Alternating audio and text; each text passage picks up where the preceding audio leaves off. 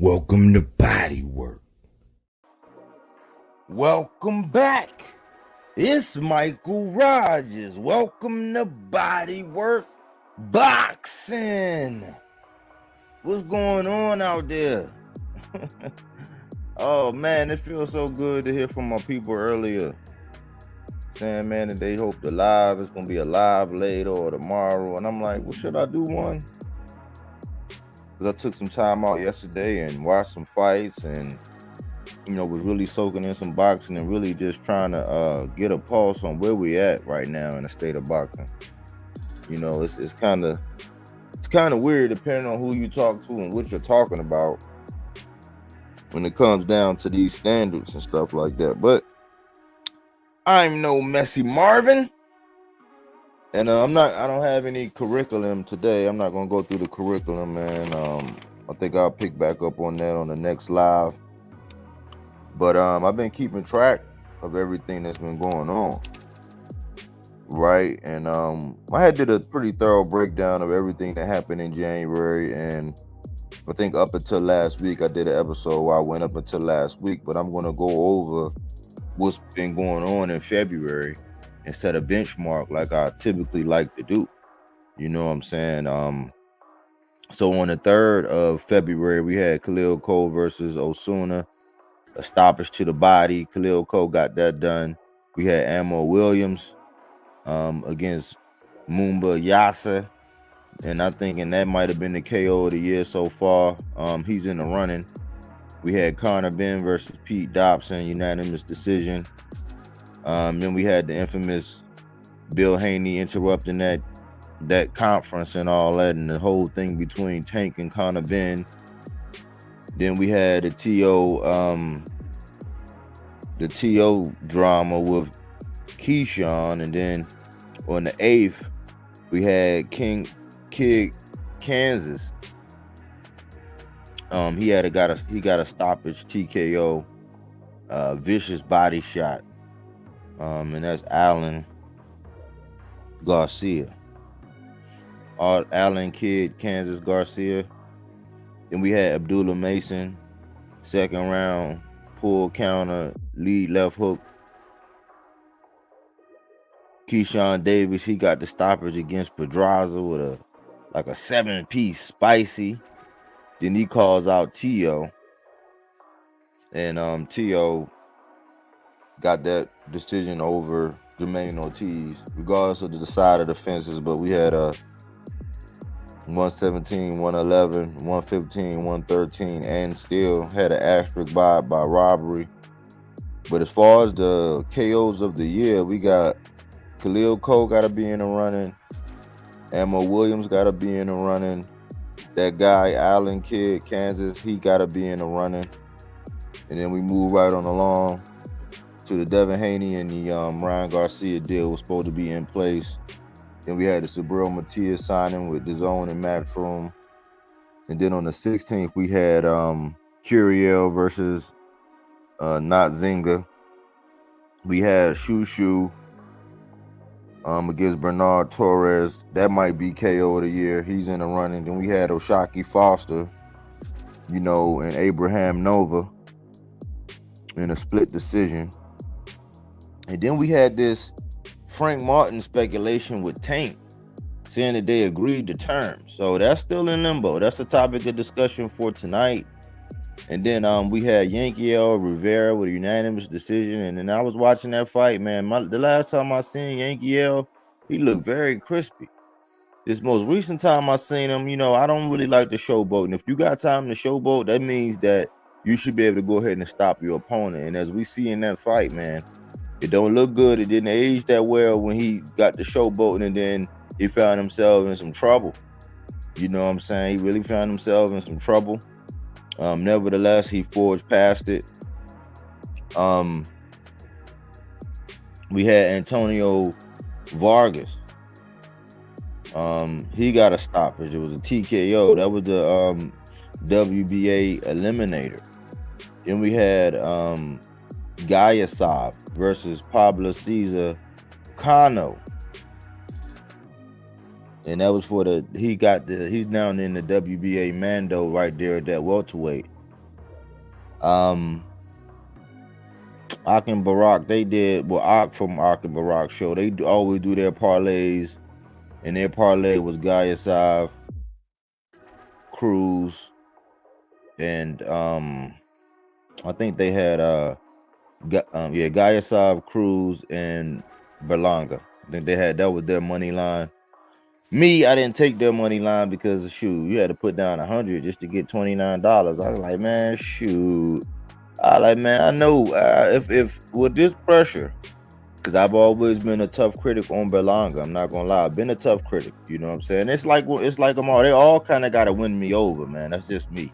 Just like David Benavidez, it took a long time for him to win me over. Now, I'm pretty much a believer. You know what I'm saying? But then again, I still believe that every boxer has a boogeyman. In 2024, until you convince me otherwise, you know, I think every boxer has a boogeyman. That's just me though. But I was looking at the pressure that Berlanga was under and how his people were rallying behind him and how he got off to all that good start with all them knockouts, and it was a big thing, and the Fat Joe thing, and him getting bigger than what he really was, and then Top Rank, you know, letting him go, him latching on with Eddie. And I said, man, for a young guy, man, in that position, man, it's a lot of pressure, man. It's a lot of pressure. And I often think about these guys who've been boxing all their life, getting hit in the head all their life, you know, accustomed to doing certain things. Some of these guys never even had a job, you know, never had a job. So I'm like, man, at the end of the day, I want them all to succeed, but I understand the law of averages. It's a real law. And so I was saying, man, yeah, even though I'm not the biggest Berlanga fan right now at 168, when it comes to the young up-and-coming guys, the guys that I see that's going to give boxing a future, I'd actually have Diego Pacheco ahead of him. I would have loved to see Berlanga and Munguia, as they both vie for that Canelo Alvarez sweepstakes along with David Benavidez. And that pressure behind Berlanga had me feeling like, man, I hope for the young man. I hope he can do what he need to do and get the job done. So I said, look, I'm going to place a little $10 wager down on this one. And I said, man, he can get him out of there between the 4th and the 6th. And by George, he got it done in the 6th and won your boy $70, you know. So I said, man, I'm going to put some positive energy behind him. And I'm one of them people where I say, hey, put your money where your mouth is. So I put my money where my mouth was, put that positive energy out there on Berlanga, and he actually came through. And what I actually seen was, I mean, regardless of what I'm hearing right now as far as everybody, because I think a lot of the times when they're judging Berlanga, they're actually looking at him in a funnel. They're gauging him off of the experiences he had when he was getting all the knockouts. And we can clearly see that, yeah, he was getting the knockouts, but as the competition level rose, his ability to get the job done and finish it and in the contest declined.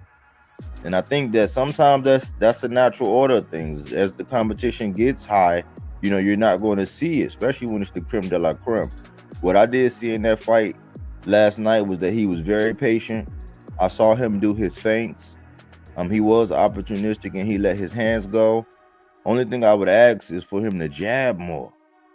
That's what I kept saying last night. If you look back at my post, when I was speaking on the fights and looking at everything, he needs to jab more.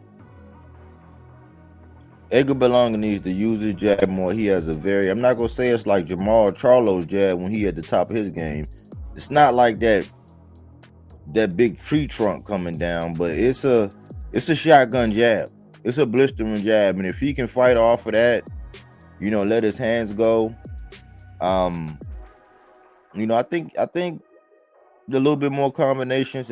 Vicious body work. I seen a nice body attack. I seen good feints. He was very patient. A lot of people was knocking him. I mean, I did knock him before about the biting of the thing, you know, the whole repeat of Tyson thing, but I didn't make a big deal about the elbow in this one because I could see Padraig McCrory, and I noticed that a lot of the guys over the pond, man, if all things are even, like a good fighter from the United States versus a good fighter from over there across the pond, sometimes, in some cases, the good fighter across the pond will win that fight. And why would you say that? Because they're willing to do dirty things and dirty tactics. And if you want a clean pocket and you're not scared, you know, and you kind of scared or timid to put your foot down and let them know, hey, all right, we're going to dirty box, then we're going to really dirty box. Edgar Berlanga let Patrick McCrory know, hey, if you want a dirty box, this is what's going to happen. I could be elbowing your head all night. Cut it out. Because he was hitting them behind the head, and it was some low blows, and Edgar Berlanga got warm for some low blows, but 6th round, done data. He advances. Now, advanced talks with him and Canelo Alvarez, not sure. Really not sure about that. You know what I'm saying? I would think this, man. I know that that's a career high payday for most of these guys, but I would honestly sit down, look at the tea leaves, examine history, and watch what happens when you standing in line behind one of these guys. You know, we got so many examples. We had Andre, we had Jamal Charlo. Both of them, look at their careers right now. You know, I got a lot of love for them guys, but waiting in that Canelo line, playing in that Canelo sweepstakes, in many ways, it's just like hitting the lottery, man, or getting a lottery ticket. Think about it. You know, and that's why I'm saluting Berlanga, man. I know that's a lot of pressure for a young guy. With all that pressure, you could see the emotions when he got up on that top rope, and you could see the pain in his eyes and the emotion in his eyes, because, man, that's a lot of pressure, man. I know we often criticize a lot of these boxers, man, and we have some things to say, and we sometimes their tragedy is often our comedy or our entertainment. You know, they sign up for it. They get a lot of money for it when they get to a certain level, and, you know, it come along with the territory. You know, I think sometimes we might be a little more sensitive because they are humans and it's not a whole team to kind of shed some of that. So if I talked about the Eagles, I'm talking about the whole Eagles organization, 53 players and all the coaches and all that, you know, I mean, you know, but when you're talking about a boxer, I mean, rarely, yeah, you might talk about bits and pieces of his team, but really anything he does, offense, defense, you're really talking about that boxer. So I kind of eased up on Berlanga. I don't think he should pursue Canelo. I think that he should be looking to actually get with and mix it up with some of those next generation guys, the guys like the Mbillies, the talented Mr. David Morrells, maybe even some of those veterans like a Ryder. Go get you a Ryder. Go get you a Danny Jacobs if he's still lacing them up. It's okay at this point to take some of those fights. Now, if the Canelo fight arises for you, ain't nobody gonna turn it down. I don't think he's ready for it, and I don't think he want to cash out like that, because, I mean, if he don't win that fight, if he go up there and get knocked out, or, I mean, what are people gonna say and do with him? I would kind of wait. I would kind of hold off a little bit. I wouldn't drop down as far as names and stuff like that. I would get another good opponent, a solid veteran. I'd be trying to circle the block on like a Ryder. That's a common opponent, and I'll be trying to get in line and try to get me a Jaime Munguia, or set up one of these like a Diego Pacheco, or try to see if I can get a Christian Mbilli, or, you know, ultimately a David Morrell. I would do that first, because y'all young and up and coming, and y'all need to start eliminating each other. I'm hearing that David Benavidez is getting out of line, and he's going to go fight this guy at 175, which I don't agree with. I don't agree with it at all. It seems too convenient now that, oh, okay, well, now I'm not getting the Canelo fight. I'm moving up. So I'm going to move up. I'm going to fight this guy named Volsdick, and I'm going to stand in line once again for the winner of Beterbiev and Bivol.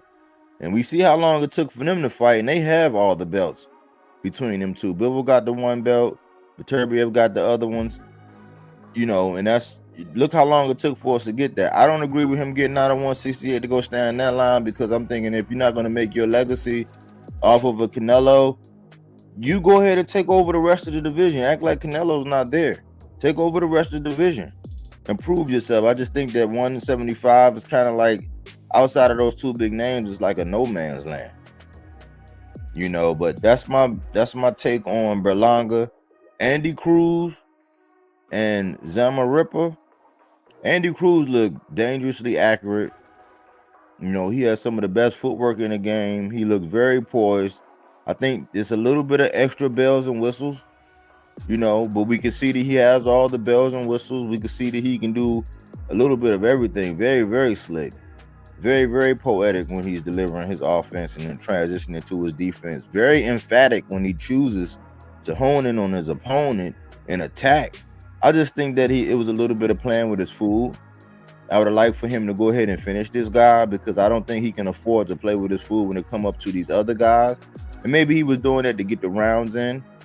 But at 3-0, he looks, with one knockout. With one knockout, 3-0 with one knockout. I see that his power and how emphatic he can be when he chooses to. That guy just seemed like he was a tough customer, and he couldn't really get him out of there. But I was impressed by Andy Cruz. Again, I would just say that, man, you gotta, the same thing we was asking of Keyshawn. We were saying, all right, it's the time now when you got to show some separation in the contest. Show that you've mastered this guy. You got him down. You're not gonna play around because. Just like in that Yankiel Rivera fight, we saw towards the end there, man, if Buddy was a little bit more skilled, man, he caught up to him. And sometimes you can play around and not finish a guy. And a guy, you might hit a guy, he might wake up, and then next thing you know, he done caught you, and you done did all that pretty boxing. You did all that moving around. You did all that shucking and jiving. You was looking like Sugar Ray. You was feeling like Ali. You was floating like a butterfly and stinging like a bee, and then he did that body work. You don't want one of them situations. So that's my only advice for Andy Cruz. I did see some elements of boots in it with his own style. It's almost like that man be doing salsa in the ring. You know what I'm saying? Like he get a little spicy with the feet, emphatic with those punches, dangerously accurate, man. It's something to watch when you see him, man. I was impressed. Got to finish his food. But I wanted to save the best for last. I really wanted to save the best for last. And I wanted to be true to what I said I was going to do this year when I'm turning over a new leaf. I'm abandoning some of the things that I was holding on to last year. Coming into this year, I said that I'm going to put my time, effort, and energy into those fighters, those boxers, those champions who are actually taking risks, going and show that, hey, I'm in the mess hall with my chest out, putting it all together, looking good, doing it, and doing things that's going to please us as fans, man. Often we get time holding the bag. I think they see me coming a mile away because I'm a sucker. I be having the DAZN. I had the Showtime at the time.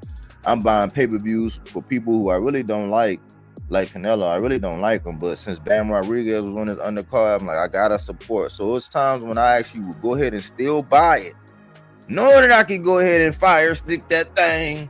But one, I wanna call the fights. I want to be able to see things. I don't judge fights off of highlights, and I am the pulse of boxing, so I gotta be able to see it. They see me coming, so they know I'm gonna pay the money, but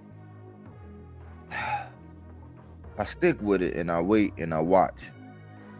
And I'm committed to boxing. I'm committed to actually doing what I said I was going to do this year. And that's when I seen that my viewership changed. I started getting people and talking to people and having people come to the channel and contribute to the channel the same way that I would contribute to other people's channel, with good dialogue, sincere feedback, honesty. Can agree to disagree at point in times, can, actually say, all right, yeah, I agree with that. And then, but still stand firm. No yes men. Like everything that I said I wanted and how I wanted, I would like for a content creator to talk to me. That's how I've been talking to people on my channel. And it's been yielding results. And so I have to give Clarissa Shields the biggest salute yesterday. Her and that girl Kelsey DeSantis, man, they made history by being first women fighters to fight over there in that manner.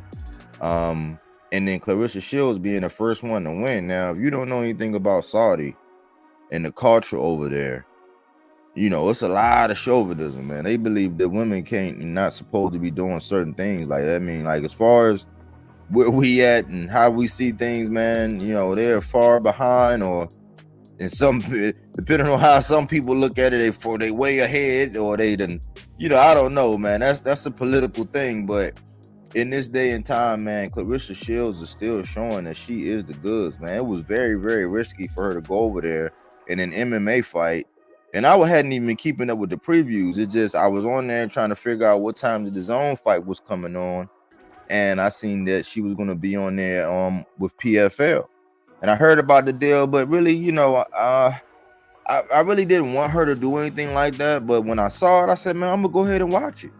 You know, that's why I say I'm a sucker. If it's on, I'm gonna watch it. And I see her going there with that woman, and she was actually piecing Kelsey up, man.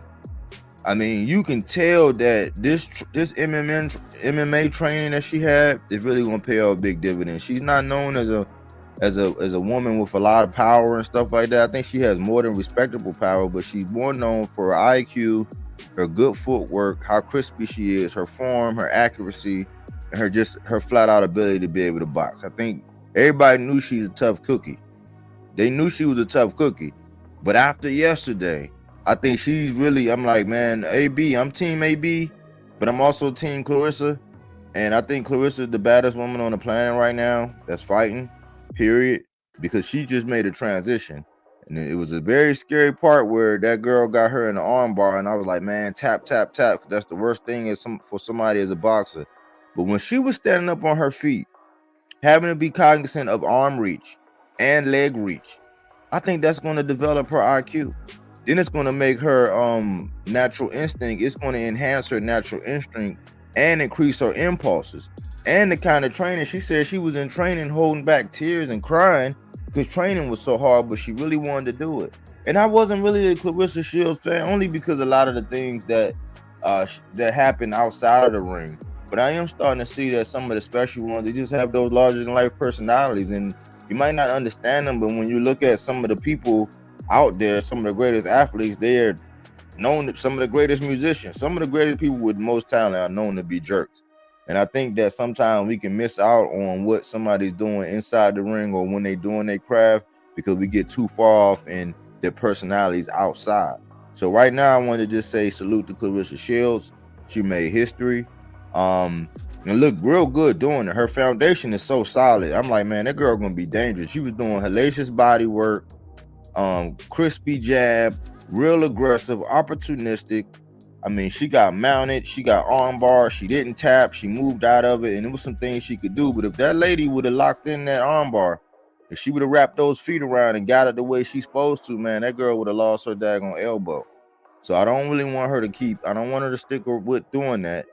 You know, I kind of want her to kind of go back. I'm not going to say don't get your money. I kind of want her to stick to boxing until she decides to hang up these gloves and then transition into that as she, you know, mosey off in the sunset. But that's the rundown as of February, y'all. That is the rundown as of February. And I think boxing is in a good place right now. I think the conversation sucks because we got a lot of people with some loud voices who, you know, are pretty much running or driving the conversation. But that's the rundown. You know what I'm talking about?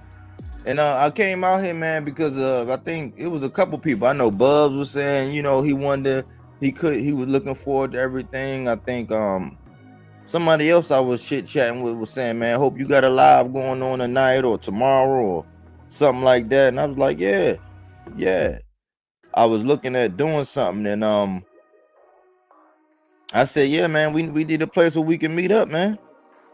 We need a place to where no matter what happens, man, we gonna get down and talk this good old boxing talk. You know what I'm talking about?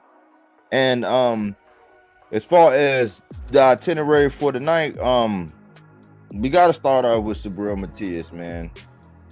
We gotta start off with Subriel.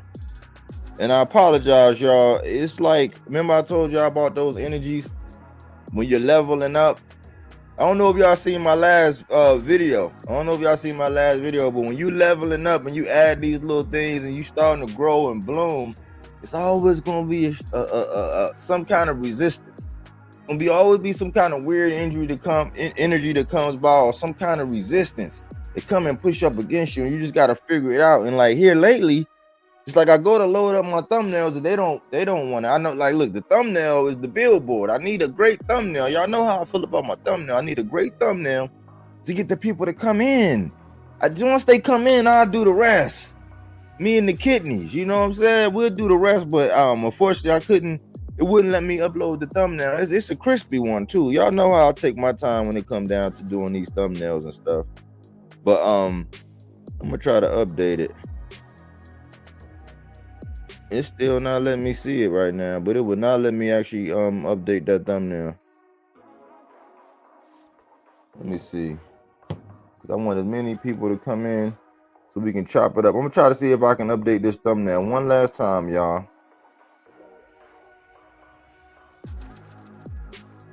And I appreciate your patience. I'm gonna get to the comments, so we're gonna break down the Subriel Matias thing. We got some tank talk. We got a little bit of Andy Cruz, the talented Mr. David Morrell. More Edgar Berlanga if y'all still want to talk about that. And we'll just, we'll chop it up.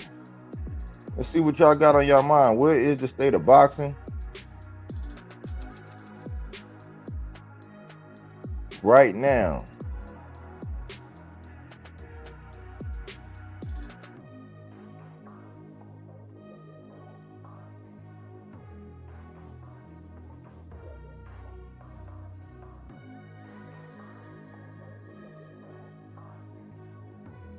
They still don't want to update.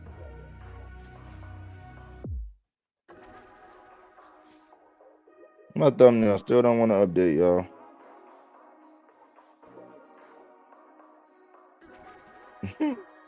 Ain't that funny, man? I'm a perfectionist, man. I want to see that.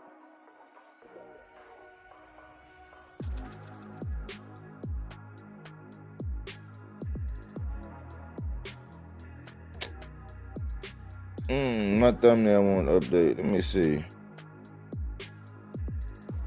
I don't like that generic thing going on up there, but it's like I said, it's been acting funny like that lately. The internet, I know it ain't the internet. Let me see if I can upload another. That might be too many. That thumbnail might be too rich.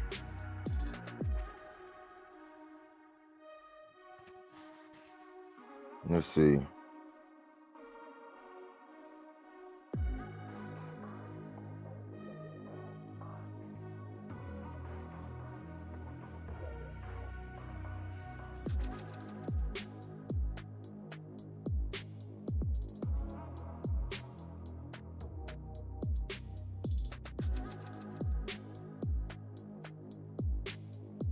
Anyways, I'll get around to that, man.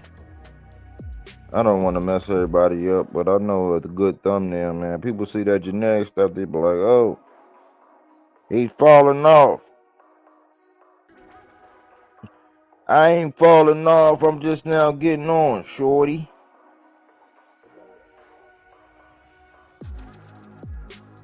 But I am a perfectionist. I ain't gonna lie, y'all. I'm not gonna lie. But let me get to the comments now.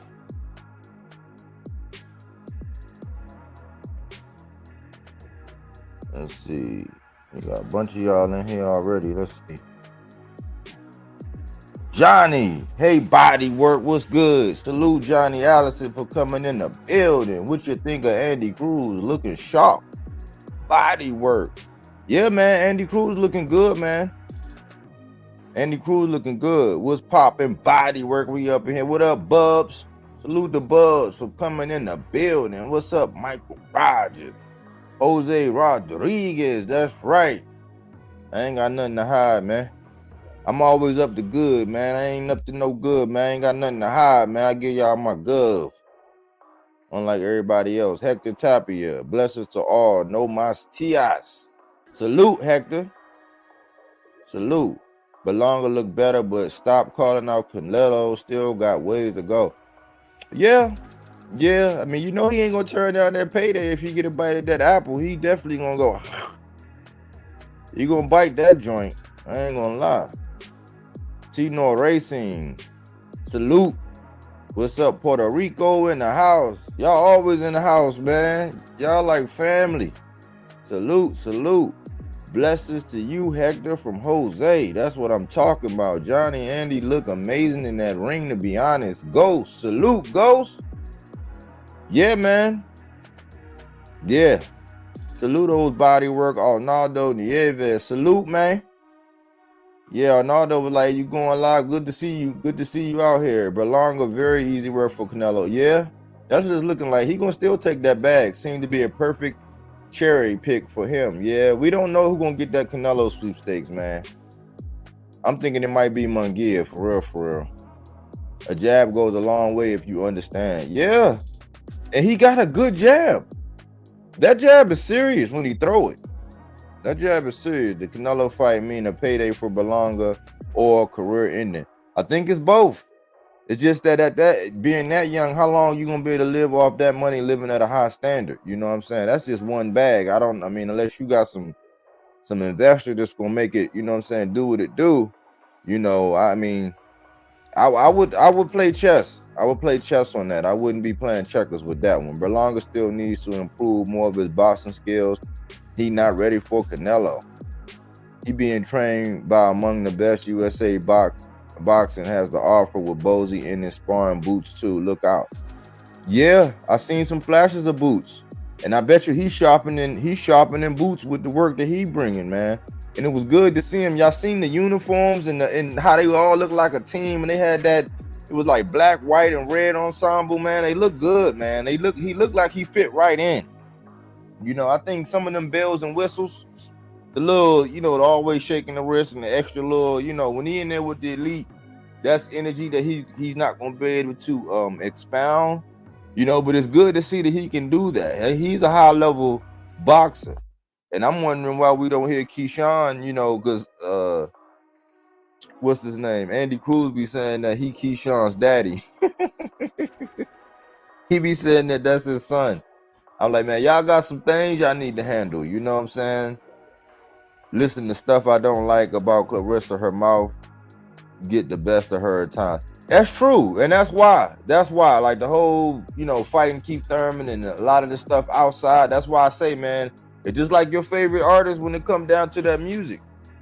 You know, you listen to some of these guys when they doing their music, you know what I'm saying, and you get to learning about their personal lives, and you like, man, like when you get to learning about them too personally, you like, man, who are they singing to? I mean, I know who I'm singing to when I sing their songs, but who are they singing to? And the more and more you learn about their personal lives, you like, nah, I don't want to listen to them. I don't want to listen to them. You know what I'm saying? It's the same way with these bosses, man. The more you get into their personal lives, the more you can be like, nah, I don't want to him, but they might be the best bosses on the planet. So, and that's Clarissa, man. I don't know, man. Like I said, man, they say Jordan was a jerk. They say Tiger was a jerk. They say, you know, a lot of people look at Floyd and say he a jerk. Some of the best athletes, they have that large T.O., our wide receiver. You know what I'm saying? He played for San Fran too. You know, I got an ego. Look at Antonio Brown. I got an ego bigger than T.O. Like some of them guys, man, got them big egos, man, them larger in life, but they got the talent. So I'm trying to say, all right, look, I'm gonna focus on what you do inside the ring, and unless it's utterly egregious and I'm always jacking for you, you do something real stupid, I don't have no comment from me on that. It's other channels. We got TMZ that get into that, a bunch of other channels that get into that stuff. You know, that's not me. I'm gonna focus on what they do inside the ring and then work my way out if I have to. You know what I'm saying? So that's my spiel on Clarissa, but I still got to salute her for doing history. It's definitely not easy to go over there and have to deal with somebody, because the girl really was really smart. She could have kept going for the leg kicks and then tried to just keep submitting her and just kept trying to do the ground and pound. And the longer she stayed on her feet, she was getting pieced. You know, hit the like button. BodyWork on fire. Had Roberto Alvarado to salute. That's right. Hit the like button, y'all. Hit the like button. And I'm gonna have this thumbnail uploaded up for y'all here in a second, man. Bro, I heard the fight with Frank Martin and Tank is not happening anymore. That's what I wanted to talk about, Jose Rodriguez. I seen something about that too. I'm seeing something about that too, and that's the circus part of boxing right now. Now we don't know who to believe. I mean, you know, it was said that Tank came out with flyers and stuff like that. I heard that's what was on. You know, I said I had got the confirmation of Tank being unleashed, meaning that he got that ankle monitor off. And I thought we had confirmation that we had a Tank and Frank. So we don't know. You know what I'm saying? We don't know. what you're going to say about Zoo if he bangs out Thurman in devastating fashion. We may have one very bad on our hands. Listen, let me read the rest of these. I'm going to get right back to you, Johnny. Listen, Bubs is laughing. Hey, Bubs, did I say something funny to you? Please tell me what you think. Laughing. But back to what you were saying, Johnny. Man, my man, I be going over to my man channel, right? And his partner be over there. His name Lord of the Rings. And he said, man, he seen some footage of Keith Thurman the other day, man. And he said, man, Body. You're like, Body, I'm trying to tell you, man. He was like, Tim Zoo. He said he gonna go in there and slap old Thurman to sleep. And Thurman listening, I think it's fueling him, man. It's just when it comes down to Thurman, I got trust issues because he underestimated Pacquiao. We know Father Time is, but my man said he looked like he done got old, man, swinging his combinations and stuff like that. And my man used to box for real. He was a professional boxer, man. He's very hard. He's very tough critic, man. He ain't gonna. He's a straight shooter too. That's why I like talking that boxing with him, because he ain't gonna take you around the mulberry bush. He gonna tell you exactly what's on your mind. But I always say, man, I like Tim Zoo. I like Tim Zoo and his personality. I just said that people got a little bit too high when they were like overly advocating that Bud should just automatically go up and see Tim. And I'm like, well, Tim got his belt the same way Jerron got his belt. You know, and we have seen Tim Zoo get outboxed by Goucher, you know, for some rounds. We seen what he was able to do with that version of Tony Harrison. I don't know what was going on with Tony Harrison.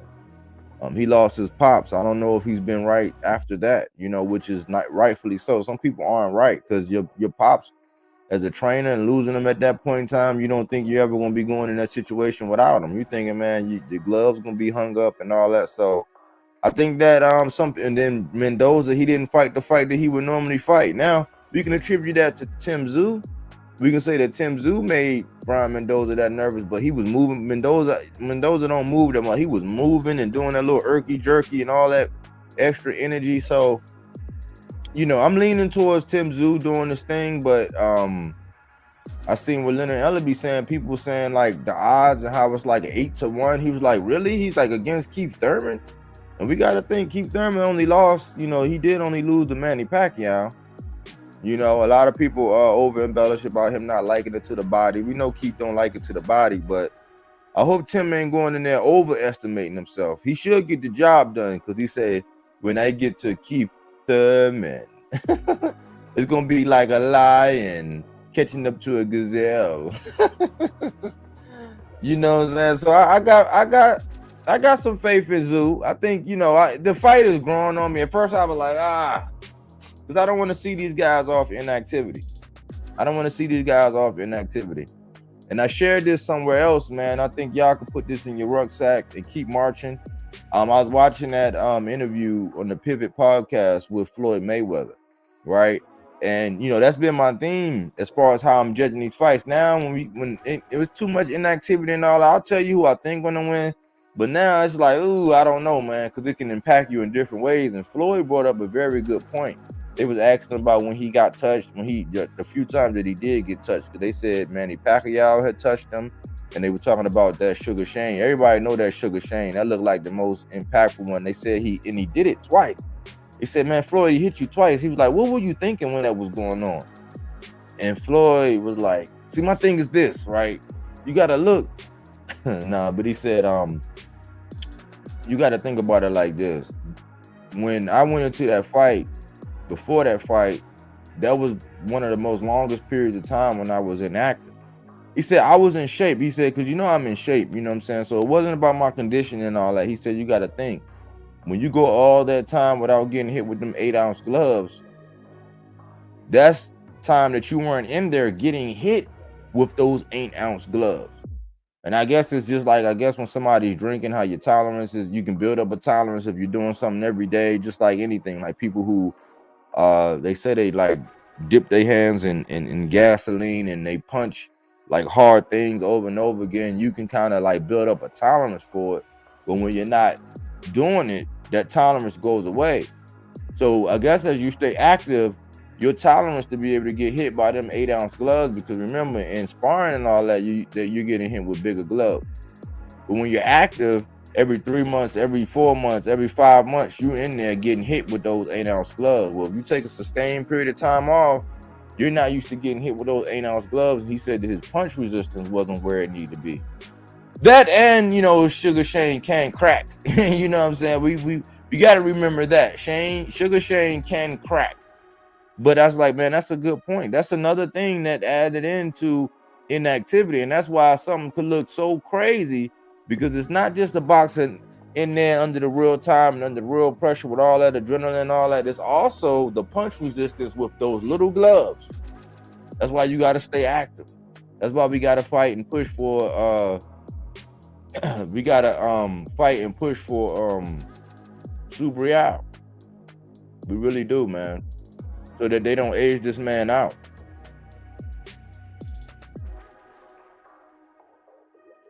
Floyd told Shane, "You had to kill me." That's right. Yep. That's just the kind of fighter he was. And so I think right now, man, we in the as much as people say he's obnoxious and this and that, we are kind of like in a moment in boxing where we can say, what would Floyd do?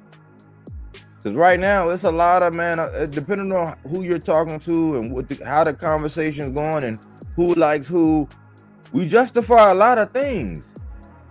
Are y'all not seeing that we justify a lot of things? Like I touched on it earlier about David Benavidez saying that he's going to move up and he's going to fight. He's going to be moving up and fighting Volzdik. And I'm like, Volzdik, why? And it's, well, if I fight him, then I'll be next in line to fight the winner of Beterbiev and Bivol. I'm like, well, who's to say that they're going to want to do that right away? Because after that fight, they might not want to go right into a fight with David Benavidez, so then it's going to be another fight. And then depending on that, and it's two separate ways, and you're standing in another line. At the end of the day, man, what would Floyd do? What would the marquee guy, the guy that's going to create the paradigm shift, what would these guys be doing right now? Aside from something like Clarissa, like crossing over, getting that crossover audience, because I think she did add to her cachet by getting that MMA crossover audience.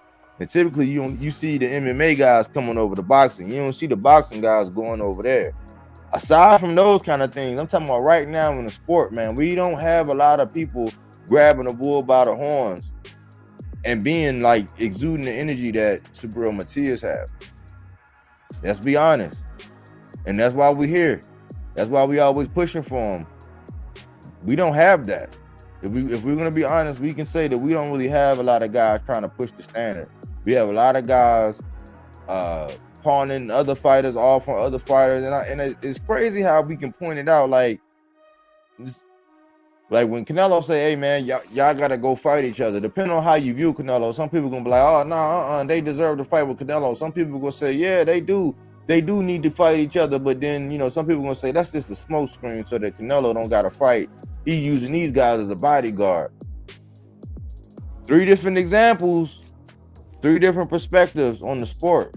And I think we kind of gotta do a police call on each other, and we gotta be in line with like what's acceptable. There's a lot of things acceptable when it comes to that fighter over there versus what's acceptable when it comes to that fighter over there. We need to start standardizing some of this stuff. The fight between Bivol and Beterbiev, if it's close, there's going to be a rematch. Then it's a rematch. And you already see what this rematch with Errol Spence and them, you already see what that's causing.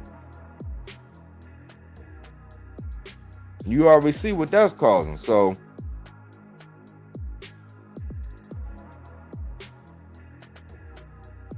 but Subriel, man, he's rumored to be fighting that article. Y'all seen that article by SB Nation that I read, and they're talking about Elvis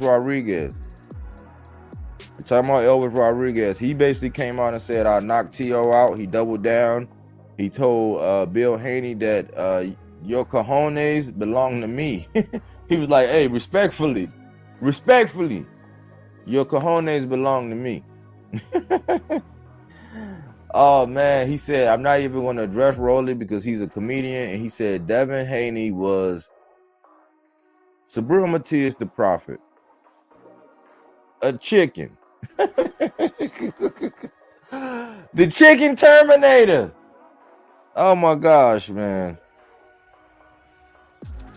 And if you notice, man, remember I was telling y'all about seeds and harvest and all that. If y'all look at this Ryan Garcia, Devin Haney, look, if y'all see this circus, do y'all see this circus act that's going around?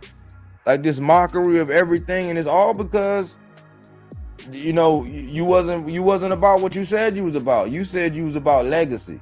You said that you wanted to go see that man Subriel Matias. His fans persistently say that Devin Haney would just box circles all around this man and that he's easy work. I'm like, you know my philosophy. We handle easy work right away. Right away. Right away. The floor need to mop. We're going to go get the buck. That's easy work. That TV need to be easy work. The trash need to be taken out. That's easy work. Easy work. But if you notice, it's actually aging better for Subriel Matias because he's been staunch. He's been staunch in his stance. He's been standing there. He got Eddie singing his praises. They're advertising him right. They're marketing him right because he was at that fight. He did have a point in time where he had a segment in the interview and they were still introducing him and having him speak his spiel, and you can see that Eddie lighten up because y'all remember that video I did where I called it the replacements. Eddie has found some replacements. When you look at all the pieces, when you look at Andy Cruz, when you look at Andy Cruz, Subriel Matias, Richardson Hitchens, Diego Pacheco, Ammo Williams, he has a squad. He has a squad. Getting them with the right dance partners is now his thing. That's the next level.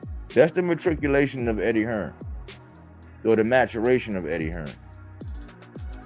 You know what I'm saying? That's the next step from Eddie Hearn. Letting these marquee guys, putting them in there with these good dance partners, and then, crossing that hump, getting over that hump. He thought he was on to something with Montana Love, but we could see Montana Love, he liked to do the Beijing thing, holding on to French poodles or bulldogs or whatever they are, being all pretty boyish, you know what I'm saying, getting stopped. You know what I'm saying? Like that wasn't gonna work. He acquired talent. He got Edgar Berlanga. So he made that match right. You know what I'm saying? Got Berlanga feeling confident. You know what I'm saying? Got a lot of buzz, got a lot of people talking. He get his little sound bite. But Eddie is a master at actually being able to clamor and get all the attention for all the big names and then fighting the not so big names. That's a pattern. That's something I've been seeing over the years. It's me and Eddie got a love-hate relationship. I just call it right down the middle. Right down the middle. What'd he say? Yo, hope all is blessed. In all actuality, the translation is incorrect. Matias said that his balls are in his... Matias said that Matias balls are in Bill Haney. He said his balls are in Bill Haney.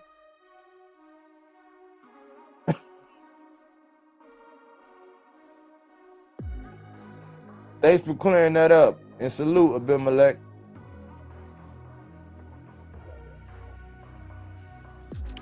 But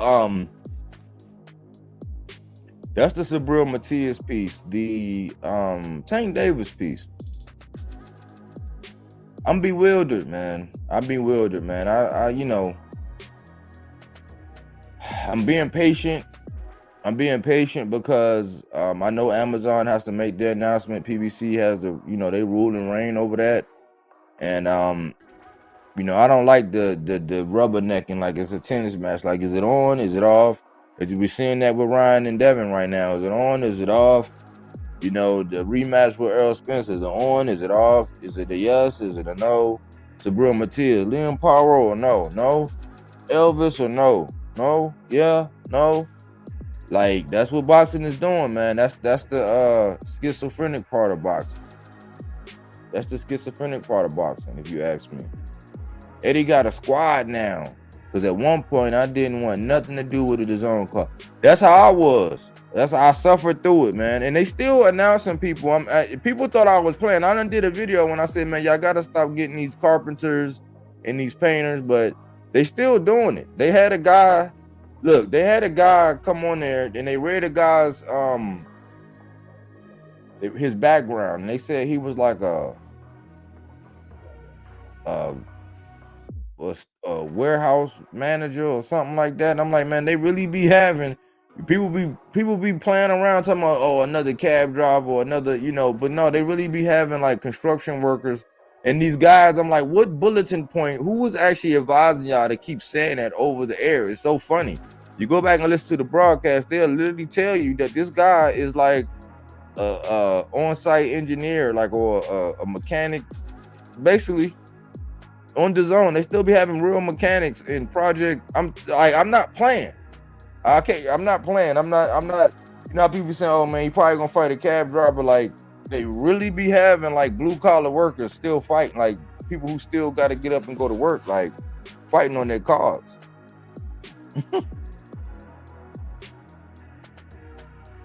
78 is calling Tank the biggest duck in boxing body work. Yeah, they have an infatuation with Tank. They really do, man. Cause he's supposed to fight Devin, but we see Devin can't commit to nothing or nobody. Bob not giving up Shakur, and that's what they want. They want to be stuck on that. But it's funny how people love to bring up, they love to forget about promotional companies and promotional boundaries and network boundaries and stuff like that when it comes to Tank. You got to think, that man's making $100 million. Everybody say, oh man, you turned down this and he wouldn't do that. It's like, no, they have a vested interest because this man just made them like $125 million the last time out. Like, he can go and do whatever he want, but he has an obligation. He got that bread with them over there. Like, and how do you think Amazon pretty much got that deal? You know, they had to leverage some of them numbers that Tank do. He's one of the major players going to get the deal.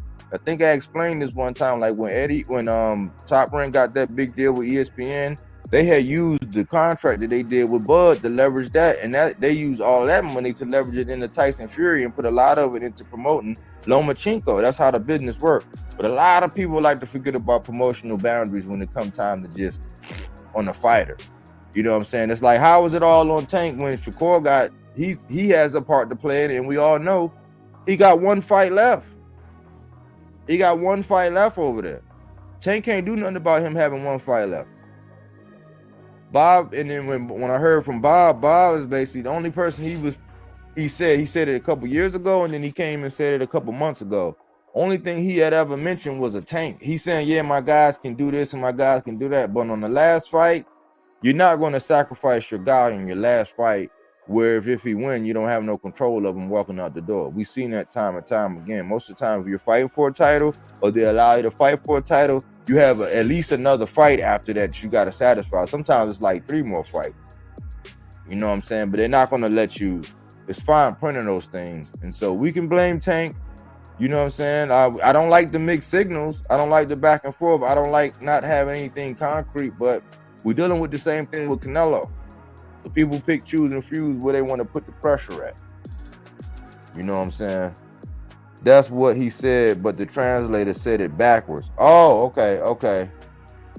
It's like saying that Bill Haney is holding Matias' balls. Oh, okay.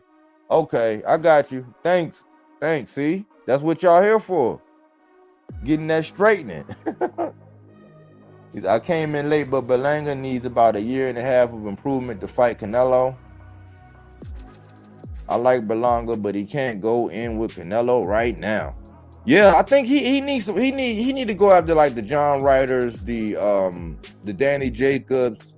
I would mix it up. I would go with a John Ryder and then a M. Billy and then a Jacobs and then a David Morrell, or I would mix it up with that next tier of guys that's more close to his age group. You know what I'm saying? Some of the former champions with notable names. But yeah, I don't. Like I said, I was saying earlier, Abimelech, that he's not gonna turn down a bite of that apple if they present that fruit. He's gonna take a bite out of it, and they're gonna urge him and push him to say that name. But I really don't think we have anything to worry about if you're looking at the pattern of people over there at the zone. So, they're gonna continue to attach themselves to the bigger names, and then he's gonna fight a not so big name. And it's probably somebody from over there across the pond that Eddie's looking to develop that's going to go right along with him. I don't know how soon Diego Pacheco is going to be ready to mix up with these guys.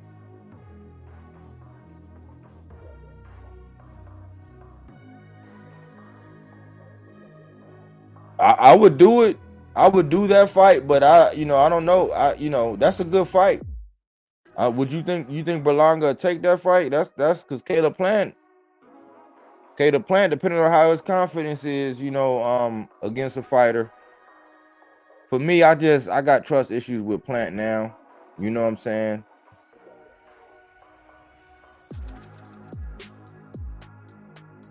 What up, bro? Josh Lime. Salute, Josh. I didn't get notification for the live. I had to check my notification myself. And I know I did a test, you know what I'm saying? I did a update your notification. I put that post out one evening and I didn't get the notification till 10 in the morning. That's why I say, and people be saying, oh, YouTube don't be doing that. But that's proof right there. YouTube do be doing that. YouTube do be doing that. But salute for checking and checking up and checking in. Hey, BodyWork, the way Matias is walking in with his hands completely down, I see Africa taking him out. In my opinion, that educated jab will tear him up. Watch. He's saying he working on that, though. He's saying he working on that, Johnny. I hope fighters don't get in that trap now. He can box. He can box. But he's saying they working on that. He said he working on getting his head off the line, being more defensive, and something like he has daughters. So he realized he had daughters. I seen a picture of him, his lady, and his 3 little daughters, man. They look, he wants to be around. And I'm like, yeah, if you're gonna have that kind of fighting style and you're gonna be getting down like that, yeah, you might want to get that head off the line and still deliver yours. It might take a little longer, but preserve some of that noggin. I give Plant the dub against Berlanga, even though I don't like that month. Yeah, I got trust issues with Plant, man. I was riding hard for Plant. That Canelo thing, that look a little fishy, man. That Canelo fight look a little fishy to me, just like that Regis fight with Devin look a little fishy. Not just because I was pulling for them guys. It's just I've been watching it too, and it looked fishy. Angel Albino, Wepa, BodyWork. Salute, Angel. Salute. Everything good, bro. Hope all is well. Yeah, they be doing it because they used to do it for Crypto Channel. I used to watch.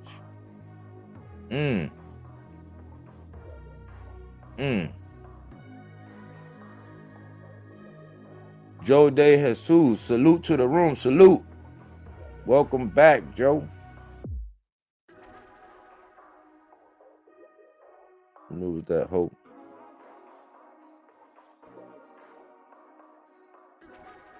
What is that? Hope?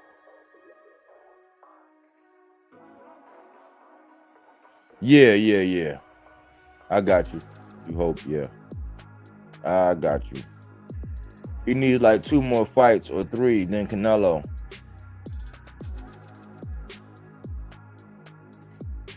Yeah. I don't even know if it's a number, man, because he might get in front of somebody and look worse. I just think that he needs, in order to be like more competitive, he need to develop. He needed to develop a little bit more. That was a good outing, but he need to develop a little bit more. Berlanga is a B-level fighter. He's a suspect. He's not the next Puerto Rican star. Sorry. Yikes. Y'all be going in. Matias Almontes. Salute. Matias versus Rodriguez. That's what the article says. They saying he might be the front runner for it. Hit that like so we could keep the channel up, guys. Yes. Salute. Yes, please hit the like button, man. Por favor, take a minute out. Hit the like button for your boy. That's all I ask. You know what I'm saying? Is the like button. Bro, I was saying the same thing about those fights. Money talks, bro. There says in Puerto Rican, por dinero baila el mono, which means money makes the monkey dance. LOL. Yeah. Yeah, man. He's not on that level. Talk about Berlanga. Yeah, I mean, he still got some work to do, man. I'm just happy that the guy ain't on the streets, man. I'm happy that he got that victory, man, because I'll be looking at it, man. Maybe I'm a sucker. Maybe I'll be like, dang, man, if he don't make it in boxing, ooh, we see these stories, man. We see these stories, man, with these athletes, these people, they go on to, they develop bad habits. They start hanging around people, you know, they are risk seekers, so they're gonna take some risks, wind up in the penal system. So I'll be hoping that they do it. You know what I'm saying? Rosado, I would take that fight. It's a history there too. I heard an interview with Gabe Rosado saying that I think Berlanga had felt kind of salty with him or something, but he said he wasn't even looking at Berlanga in that way. You know, so it's a little history there. I can see it coming. I think I like Gabe, but I think Gabe, man, he's too long in the tooth, man. Just a little bit. If he still want to fight, but he up there with them big boys, man, and he definitely has a future in commentating, man. I like what he brings to the table, man. I like what Gabe brings to the table as far as commentating. I just think that that'd be a good name to share the ring with, but Gabe might mess around and do something bad to Berlanga. Hey, BodyWork, where does Shushu go from here? Are they trying to move him too quickly? He only had 10 fights, but looking real good. What you think? When it comes to Shushu, I think he wants to stay still. I think this guy is one of them guys that actually really wants some Noya anyway. He really wants some Noya anyway. For me personally, I don't hear this conversation brought up much. I know Ray Ford got a title. He's going up in there here shortly. But I want to see him and Ray Ford. I want to see him and Ray Savage Ford. I like his skill set. I don't think they're moving him too fast. I think that he's about to start constricting some people. But he wants to see anyway. I'm like, well, keep on winning, brother. Keep on winning, because I would love to see that fight. If anyway, go ahead and keep coming up. He told Rosado, you next. And that's what I was saying, Johnny. That's what I'm saying, man. I don't want to see Gabe at this state, man. Like, the last time I seen him out there with Jaime Munguia, I was like, man, can't take that kind of punishment. Them some big boys. Berlanga and Gabe been going back and forth for like 4 years. That's what I was saying. There's history there. Cokie, BodyWork, salute. The alien on his back, looking to get home now. Yes, sir. Gabe should retire. I know he a warrior, but he takes too much of a beat. At this point in time, yes. That's how I see it. Gabe will beat Berlanga. Gabe is dead game. Anyway, is way too small for Bruce. Yeah, I mean, that's gonna take somebody like that to beat that man anyway, man. But I don't see that happening no time soon. Rosado got to stay out the ring. That's what I'm saying. Too many wars, too many, man. He can still make that bread, and he can act. You know, he got the image. You know what I'm saying? So, Shushu versus Robisi. That's a good one, Hector. That's a good one, man. I'm waiting to hear back from Robisi. I thought about him the other day, man. I wonder, is him and Buddy going to run it back? Him and that tall dude that he lost that belt with. Shushu beats Robisi. I like, after what I saw with that tall dude, yeah, because Robisi was gambling too much. He gambled too much, man. He's a risk taker, but I like his style. I like his spirit too. I like his backstory too. I hope he bounced back, man. He's an exciting little fighter though. Robisi is an exciting little fighter. I like his style. I like what he brings to the table. I think he just need to settle down and stick to his game plan, man. He took way too many chances.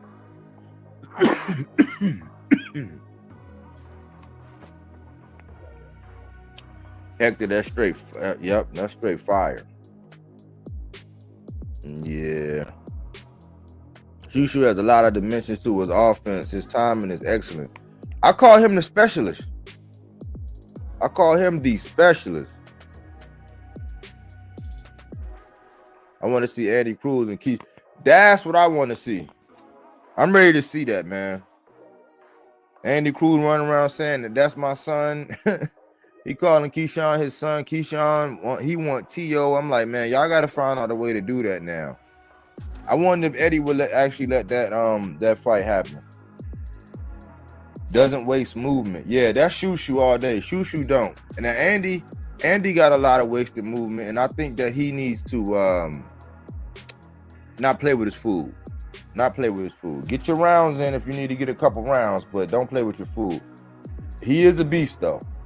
He is a beast. Like when he was in them first couple rounds, when he decided to let his hands go, it was like so accurate, so deliberate, so in them body shots. Man, you could hear it. Be hitting in the bread basket, man. I was getting excited.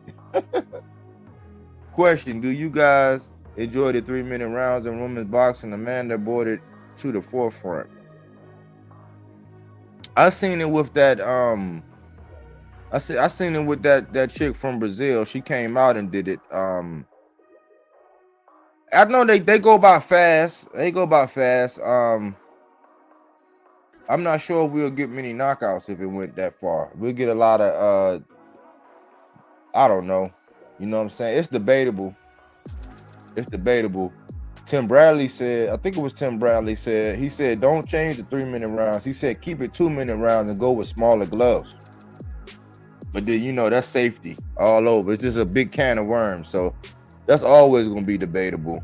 Joe, good question, though. Good question. Yo, Andy defense is top level.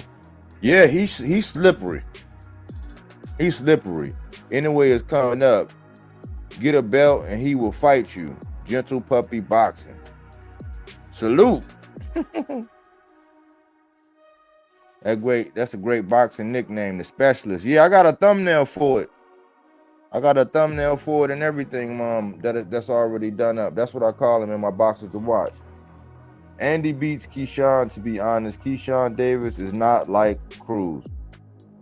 I think it's a reason why he ain't saying that name. And plus, historically, they say it's the amateurs and this not the pros and this and that. They saying he's only 3-0 compared to Keyshawn. I think Keyshawn's what, 8 or 9 or 10. One of them, he up there. I got it written down in my pad, his record. But they saying he got his number. They saying he got his number. Andy Cruz and David Morrell won everyone. 2 confident Cubanos who are training and living in the USA. David Morrell already speaks English. Yes. I heard him the other day. He said, listen, man. Canelo, he don't want to fight me, man. Benavidez, he don't want to fight me, man. He said, I see Edgar Berlanga. I respect him and everything, man, but he easy money for me right now, man. I told him, I said, look, I respect everything, man, but he easy money for me right now. These guys, man, they already know, man. He's easy money. He got the hardest. David Morrell got the talented Mr. I gotta say the talented Mr. David Morrell every time I say it, man. My lady be like, man, my lady got an infinity for him, man, because he be winning us bread. You know what I'm saying? She be like, when he fighting? I be like, baby, he got something coming up. You know, everybody headed for the wood line right now. But he say, man, he got the hardest slogan in boxing. He say, man, outside the ring, I respect everybody. He said, inside the ring, I don't respect nothing, man. I'm like, man, that's the hardest slogan in boxing. That's the hardest slogan in boxing. There's somebody else got a good one, too. There's somebody else that got a good one I heard recently, but I think he got the hardest slogan in boxing. He was out there, David Morrell was out there looking like $1 million too. Had the Letterman jacket on, looking like a superstar, feeling like a superstar. You know what I'm saying? Talking his noise like he was supporting Andy Cruz. They got a tight-knit network, man. They got a tight-knit. There's some talent out there, man. Boxing has a future. It's just all depending on what you're looking at.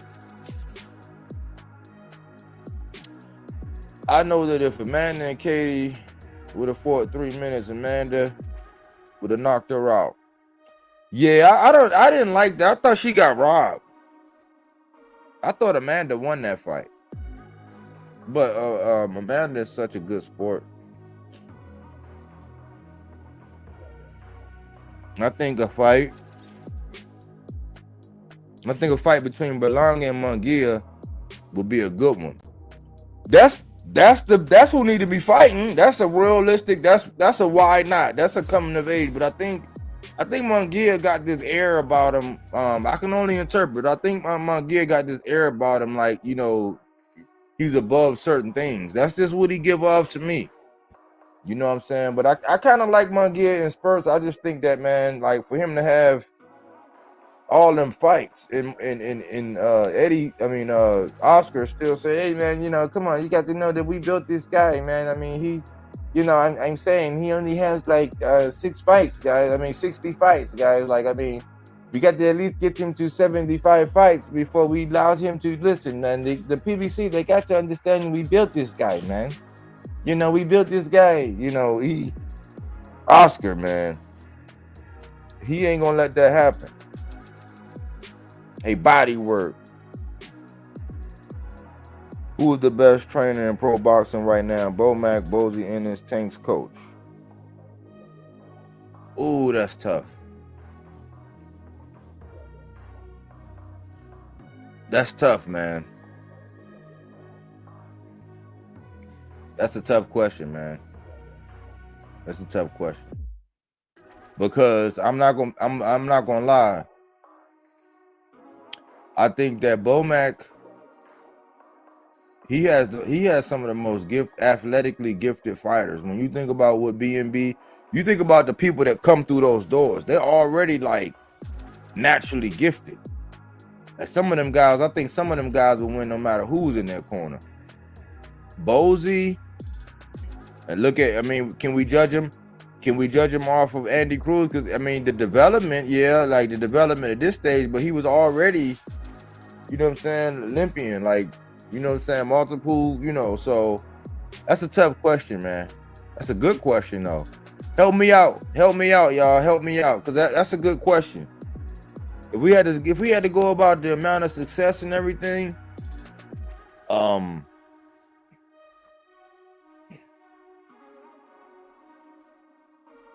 it would have to be between Bomac and Tank's coach. If you want to be, in all honesty, it would have to be between Bomac and Tank coach, because you got to think both of them are day ones.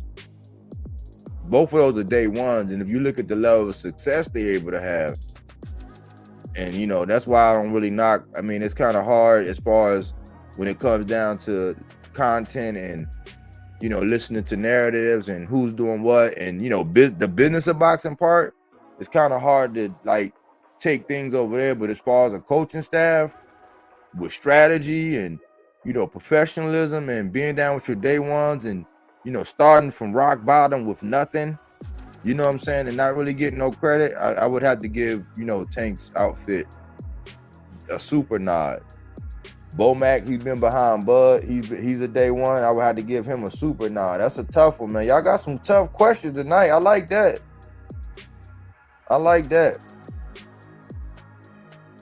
Yeah, Cruz beat Key 4 times. Yeah, that's what I was saying. He got his number, seemed like. I was watching Andy Cruz and Keyshawn Davis Olympic fight video before I tuned in. Yeah, man. Bang Bang Boogie, hello, peace chat, familiar. What's happening? Salute. Cuban boxers and most Cuban athletes here in the States support each other. I like to see that. I even seen, did y'all see how y'all seen that article? Y'all was here. If you was here the other day, that live I did when I said Keyshawn paid Subriel Matias his homage. Did y'all see Shakur Stevenson pay Andy Cruz his homage? Did y'all see that? I'm telling you, man, never underestimate the power of influence, man. Never underestimate the power of influence, man. It's contagious, man. That's what I like to see. I like to see the young guys like, yeah, we ever got to see each other, it's on. Like, when we get ready to lock horns, we gonna lock horns. But I ain't nothing wrong with me saying you did your thing. You know what I'm saying? You look, you know what I'm saying? You look stellar. Like, we got to get back around to that, because it's turning into wrestling, y'all. But I was happy to see Shakur Stevenson. That showed maturity, and he let him know, hey man, Andy looking the real, and for Keyshawn to be Shakur's boy, that says a lot for him to give him that online kudos like that. You know, that clout, that online clout. man, that might be worth about 50 grand. You know what I'm saying? In clout bucks. That's about 50 grand, man. Shakur just gave Andy Cruz like 50 grand in clout bucks. You know what I'm saying? By just saying, hey, you look good. I like to see that, man. We got to get these boxers to do more of that. Revive the sport and the health. You know what I'm saying? If I know you respect me and I respect you, you know what I'm saying? We might be able to actually get a fight. You know what I'm saying? We might be able to get a fight because we understand what's at hand. Yeah, man. Yeah, beautiful, man. I got a beautiful chat, man. Bang, bang, boogie, man. Look at y'all, man. Familiar, man. Look at this, man. I think Robert Garcia is underrated. He has good fighters. Me, yes. Yes, Robert Garcia. I like Stephen Breadman Edwards. I like Coach Kevin Cunningham. I like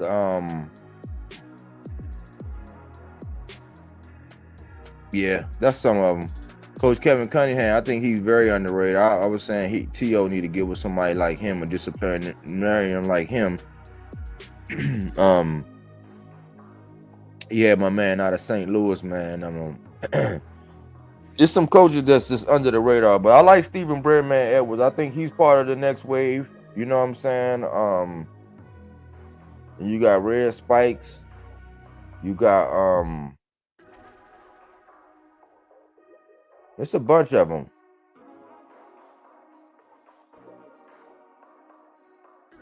Luke. Anybody here that have Fort Berlanga yelling at the referee in the corner telling him to get out?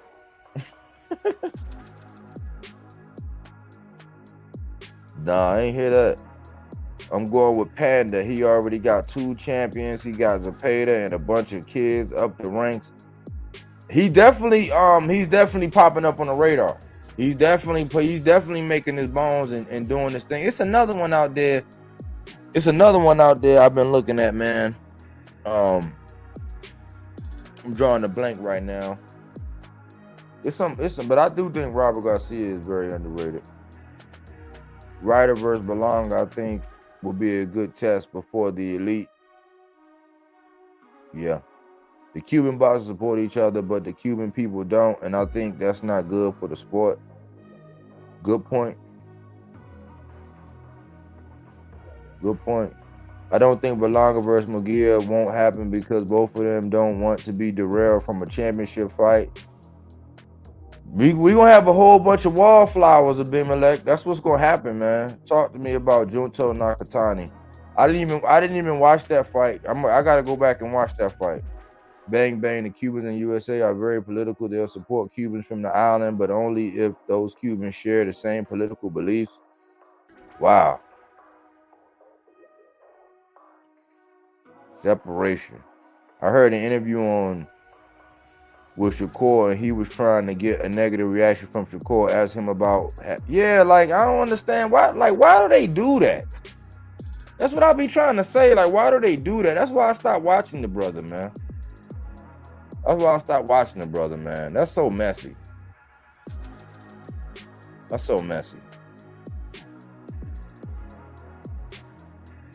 Yeah, Panda used to train him and Haney. Yep.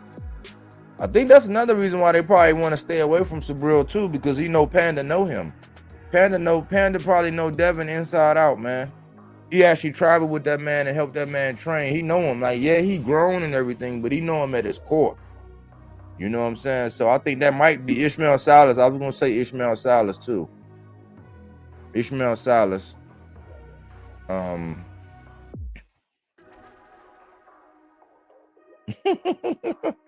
We know that.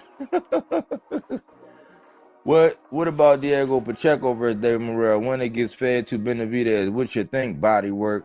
Sign me up, man. Right now, man, that'd be like my 2 favorite dogs fighting right now, man. That if I had 2 favorite, like in that division, if I had 2 favorite dogs, man, that'd be like my 2 favorite dogs fighting, man. I'll be sad, you know what I'm saying? Like, I'll be kind of sad at the end, but hey, sign me up. That's must-see TV. People just don't know who Diego Pacheco is right now. But I think David Morrell right now, just because I don't see nobody being able to handle his offensive onslaught right now, I think he's too explosive. He's too athletic. That's must-see TV though. That's the future. That's the future to me. Them two are the future. You know, you ask me. Puerto Rican power, facts, salute. Salas is good, but he's going through a bad stretch lately. It's a couple of them that's going through a bad stretch here lately, man. It happens though. It's just like Derek. A lot of people are giving Derek James a lot of slack, and I'm like, a lot of flack. I'm like, man, like, but that's just the culture of that's just the culture of boxing right now and boxing talk. I have a good feeling Garcia versus Haney won't happen, and Haney goes to 147 to get Barrios. So he gonna skate right on by old Subriel Matias, ain't he? He gonna skirt right on by old Subriel. Shame on you, Devin. Punch trying to get Shakur to talk bad about him and his Puerto Rican heritage. Shakur replied he never met his dad, but it doesn't matter. He still half Puerto Rican, still has a lot of PR fan base. I don't understand. Like, that's when you know that you don't have nothing else. Your creativity there ain't there. Like, you're missing something. You're lacking. But they be thinking you get these boxers in. That's why I say I don't know why they won't come interview with me. Somebody tell Shakur come holler at BodyWork, man. You ain't gotta worry about trying to get snagged with a bad answer. You know what I'm saying? You can tell me what we ain't talking about beforehand. We still gonna have a classic. You know what I'm saying? You gotta be creative, man. There's a lot of drama-filled people out here, man, hanging down in what we call low the bar. You know what I'm saying? Dwelling on that low-level energy. Pacheco and Benavidez would never fight. Benavidez said that's like his little bro. Yeah, that's almost like the Triple G and Janabek. We was never going to get a Triple G and a Janabek if Triple G would have stayed around. Because they saying that. But yeah, I mean, that's, you know, as far as people not recognizing the labels that they're on, you know, and the sanctioning body that they fighting under, and we got to observe friendships in boxing. It's a lot of things we got to overcome to actually get a true matchup. Ain't that something? Benavidez versus Morrell, cruiserweight versus cruiserweight, because they should be in their weight division. Daisy Sanchez, it's a lot of them, man. That's why I say I think all the boxers need to move up one division in order to be in the right division. It's very seldom. I think Subriel's in the right one. Gary Antoine, he's in the right one. I think Tank's in the right one. I don't know. Shakur, I think his body style, it's hard to tell, but I know Frank Martin really need to be at 40. There's a couple of these boxers, man, that really need to be there. You can tell when they weigh in how they look. That's just the nature of the game, though. My take on Berlanga performance was he looked patient, the Matias effect, and then fell back to the old Berlanga looking for the one punch KO. I thought it looked good, man. I thought that dude came down. He was coming down from a higher weight class. They know that he had a big right hand. You could see he had a couple little abrasions, like he had a little something on his cheek and a little knot right here on the side. But for him to be Puerto Rican, you know what I'm saying, with that fair skin, I think he did good, man. I didn't grade him that harsh in that fight. I mean, he ended it in the 6th round, and he got hit, but who don't get hit? And he didn't take a lot of punishment. So everybody want to jump from that performance to judging it with a Canelo performance. And I looked at it like, look, Berlanga executed perfectly last night. He executed perfectly last night. 6 rounds against a big puncher like that. That guy was 18-0 with 9 knockouts, but they say that he really could have 18 knockouts because of the way he fight. We all know how they build those guys up from over there, but that's what his record said. I think he dispatched of him the way he needed to. He showed feints, he showed patience, he showed hellacious body work, he let his hands go. Only thing I would say is he need to jab more and then work his combinations. Don't get so frustrated when you get tied up, and when somebody start dirty boxing, you don't get dirty because the ref could have took some points. Other than that, I was impressed by David. I mean by Edgar. Plus he won me $70. So I mean, you know, I don't know what to say.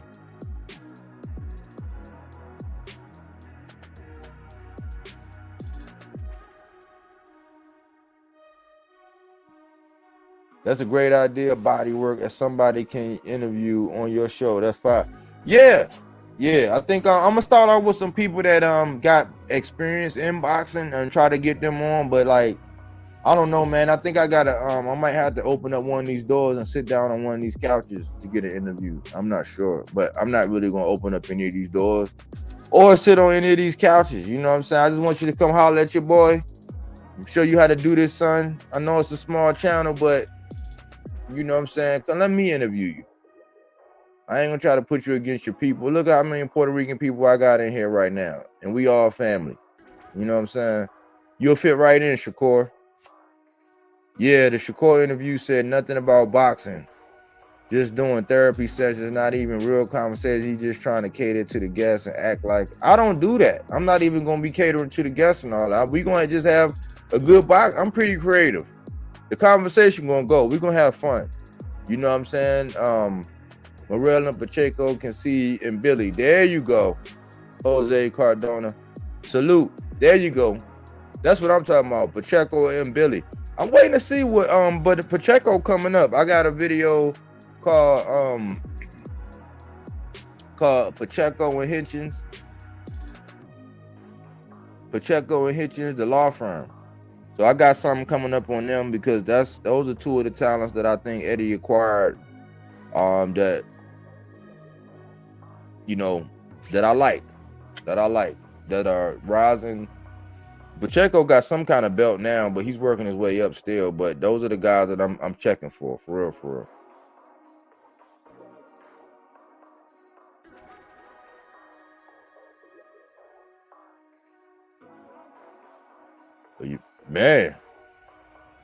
Man, you like you batting 1,000, Koki. You batting 1,000. You are batting 1,000 wild with that one, man. That's hey. Where do I send my offering, brother? Where do I send my offering?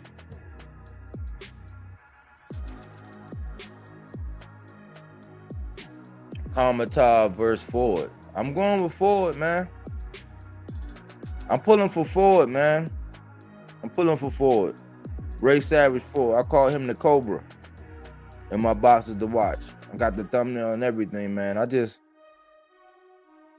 I gotta promote these guys, but when I see that there ain't no interest, I don't get no support in pushing them, I just stop. Cause it's like people be acting like you chasing them or you want something from them. It's like, nah, I'm promoting you, but I don't see people promoting them. So when I feel like, hey man, you don't care, you know, or ain't no interest, then hey, I'm gonna support somebody else. But I like Ray Ford, man. I think he nice. He needed to use his jab more to set up some big shots. Yeah, that's what he was lacking. He lacking that jab, but he was fainting. Berlanga jab looked good. Berlanga was to utilize the jab to measure his right. I just wish Berlanga looked to utilize the uppercut in the clinches or the inside. Berlanga had a good game plan and did his thing. Yep, he did his thing. Haney doesn't like fist to the body. That's why Matias said you're going to run like a chicken. That man got his track shoes on, man. That man don't got no plans on crossing Subriel Matias. Subriel Matias smell like bad news to Devin Haney, man. I'm happy Berlanga got his rank up. He may not beat Benavidez or Canelo or Morel, but at least he's a contender. Now he just has to keep improving. Good thing he moved from NYC to avoid distractions. Yeah, that's what I said, man. I'm hoping he ain't gonna be out on the streets, man. I wish him success. I think since the Pyro fight fell through, T.O., the leftover, should jump on Subriel. I don't think his head right, man. I don't think his head right, man. They don't want to get in there, man. These people act like they all, you know what I'm saying, crazy. They crazy, but they ain't stupid.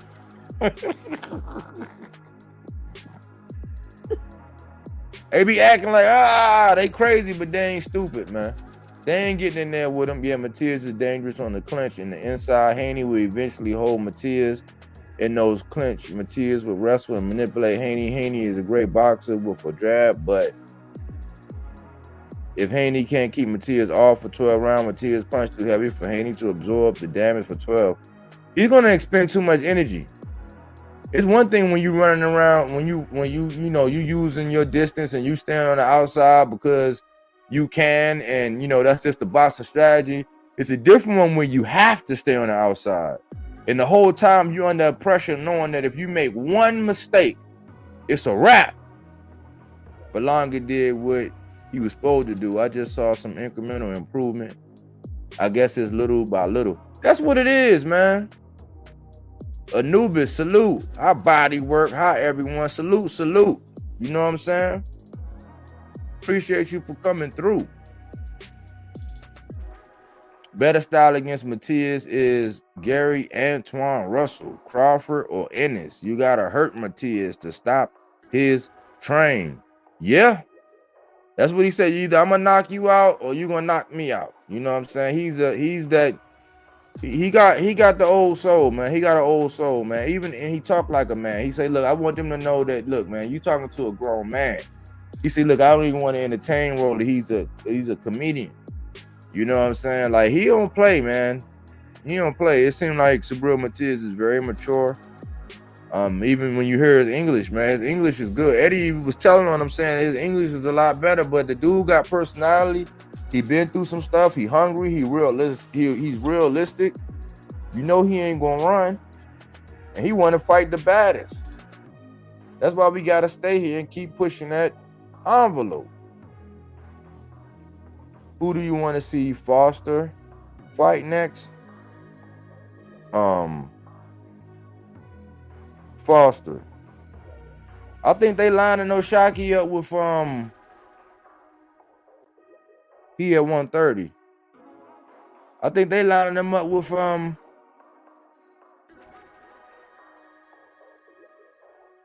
Shushu. I think for some reason Navarrete or Shushu. I don't know what Navarrete doing. I think they might be trying to line Oshaki up with somebody over there, man. I think they got him lined up. Top 3 for Ennis. Stan Giannis, that's the most acceptable fight at 47 for me. At 54, I wouldn't mind seeing him go up against a Lubin. I wouldn't mind seeing him go up against a Lubin at 54. Or Mendoza at 54. One of them guys. And then ultimately, I mean, I still want to see him fight Bud, but Bud, I'm not going to keep pushing that, man. People try to make me sound like a hater for trying to push that fight. I'm like, I don't understand why I can't ask for that, but I'm going to stop pushing it because it ain't worth all the flack that you get from saying it. It's just, that's what I think. But on another note, if either Matias or Gary Antoine are the only ones I really see moving up that's going to be able to mess with him, it's a young boy coming up, you know what I'm saying? Jaleel Hackett, you know what I'm saying? But he a young boy. He coming into his own, and I don't know if they would fight, but that if you don't know who that young boy is, go look that young man up. That man will walk you down, and as you walking you down, go to your body and stop you. Like that dude, like people playing around. Let 47 keep playing around like that, man. That young boy Jaleel Hackett is coming. I'm telling you, I've been watching him. You know what I'm saying? And I've been seeing how he is, how he talk, how he move, how his father talk, how they train. They have good company. They got good company they keep, and they learned a lot. They got a lot of that special sauce in them, man. I heard T.O. said he will fight Key, but it has to be in, where you put it? And Billy is looking very dangerous and brings the heat in every fight. If his chin is as strong as his punch, Yeah, I think a skilled boxer. Like right now, I think Diego Pacheco would like straight. He would pick Billy apart. I think he would pick Billy apart right now. Diego Pacheco, for the size, as far as the pure boxer with power that can go upstairs, downstairs, use his length, his range, his distance, his IQ. I think that boy, he'll pick Billy apart. Diego Pacheco will pick Billy apart right now. Because Billy is just he get in the inside, wild hooks and all that. You can't throw all them hooks when somebody can throw straight short shots. You know what I'm saying? A straight short shooter will just pick him apart. That got any kind of discipline. But he is exciting to watch. I heard Tio the Leftover said he will fight Key, but it got to be in this country of Honduras. And Key got to be willing to take that. Key got to be willing to take that opportunity if it's presented. Where is Antoine Russell been hiding? BodyWork, tell us. I think he got swept up in that PBC stuff, man. He lost his pops not too long ago. And I think they've been training and stuff like that, but I think he got swept up in that PBC thing, man. And when a lot of them fights got pushed back because he's one of the more marquee names, I think that Spence Bud fight getting pushed back, and then the rematch getting pushed back. I think a lot of the people that they were developing, they were going to have on those undercards to showcase and develop even more, I think they got pushed back to where he waiting on the new rollout. But I bet you he's priority over there because you can almost tell, because the deal that you can deduct. If we were to deduct, we can deduct that since the only offer that was given to Subriel Matias over there at PBC included a Montes Giannis, boots, and a 54-pounder that didn't have a Gary Antoine Russell in it. So we got to think that PBC got Gary Antoine at 140 as one of their guys that takes precedence, who they're looking to cater towards that guy. You know what I'm saying, over there. So I think it's news to come. It's coming soon. I think T.O. is going to fight Keyshawn. That's a good fight. Gary should fight Sims Jr. That's a good fight. A lot of people be sleeping on Sims Jr. too. But he nice. Gary versus Subriel, an old school fight in the phone booth. I think Gary would try to show something different in that one. I think he would, but I think Gary would probably I think Gary will use his IQ and do something different than what we've seen him do. I think he would make an adjustment. I don't think he would go in there and stand in there and trade. He said it.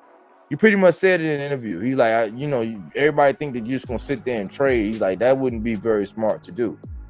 So that'll be a war. That'll be a chess game. You know what I'm saying? A high-speed chess game at that. Would you be okay with Matias? Yeah, I want that fight. I think Elvis deserves a shot.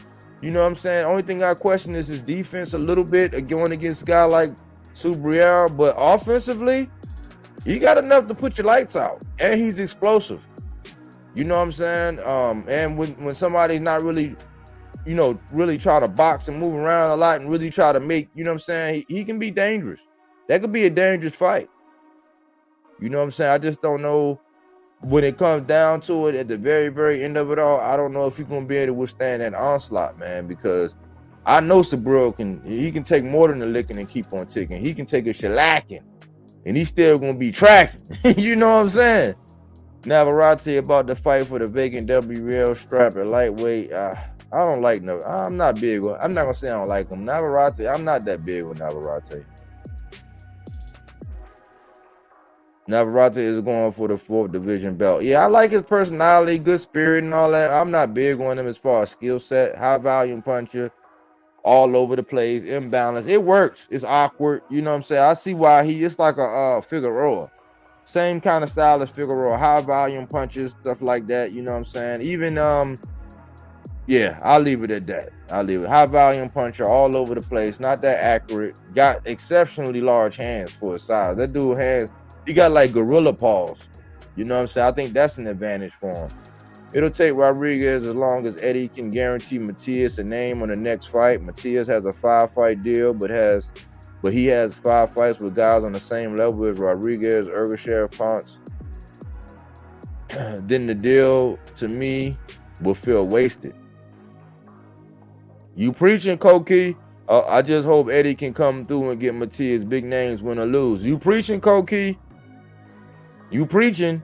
If these boxers don't want to fight Matias, get the MMA clown Sean O'Malley. Since O'Malley talks trash about boxing, Matias will get money humbling a MMA clown.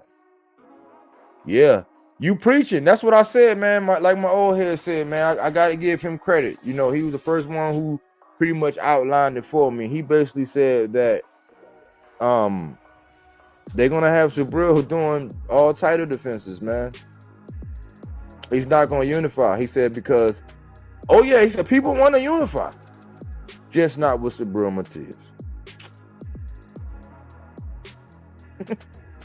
And I was like, man, Eureka, you're right. I was like, man, like I you know, I'm like, man,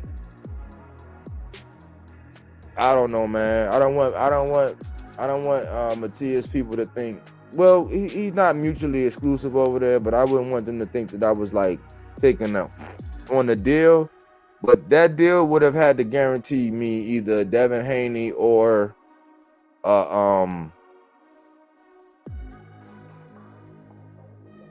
can't guarantee nothing on the other side, because that's the Rolly situation, and then you had Ryan over there with Golden Boy. That's the only thing, you know what I mean? You couldn't really. Then you got Tio over there with the other one. Couldn't really guarantee.